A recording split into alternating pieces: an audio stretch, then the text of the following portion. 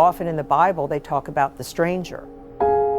And I think that we can look like a stranger. To be Jewish in America is to know on some level what it means to be the stranger, to largely blend in, but to know that most not of your faith know little about it, to know that some harbor stereotypes that are born of ignorance and can lead to hate. There's a lack of understanding about what Judaism is. Anna Eisen is the founder of Congregation Beth Israel in Colleyville, Texas. And the community pulls itself together. Jeff Cohen and Shane Woodward. I want people to know that I'm Jewish. Were in the building a year ago when stereotypes and where they can lead came to their door.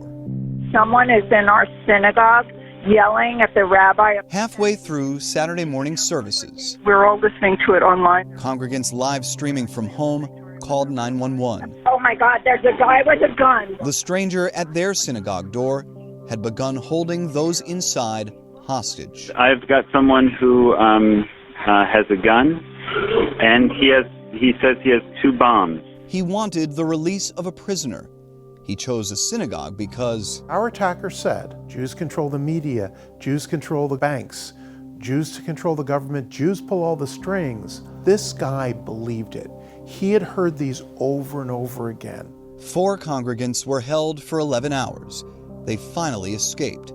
The gunman was killed when FBI agents stormed the synagogue and shot him. It was a day that had a beginning and an end.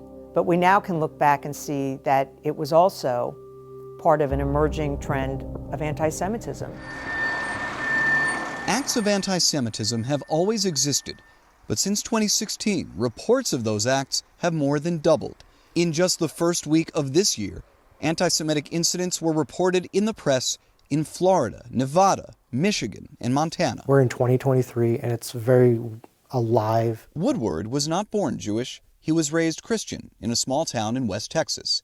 He wasn't aware of anti-Semitism until he converted and saw it. I had gotten into an Uber. He looks at me in the mirror and he says, "Do you want to know why there's no Jews in Winston-Salem?" I don't know. I don't know why. And he looks at me and says, because there's no banks and there's no diamonds, there's no money here. The same stereotypes that fueled those statements fueled the gunman in Colleyville. I don't feel safe.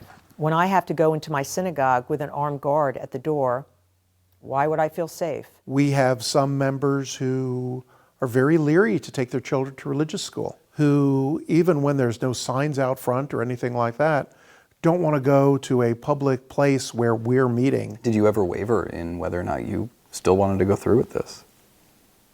No, not once. Because I'm Jewish. And I want the public to know. To be Jewish in America is too often to be seen as both foreign and familiar. The synagogue that holds religious services also holds classes for children.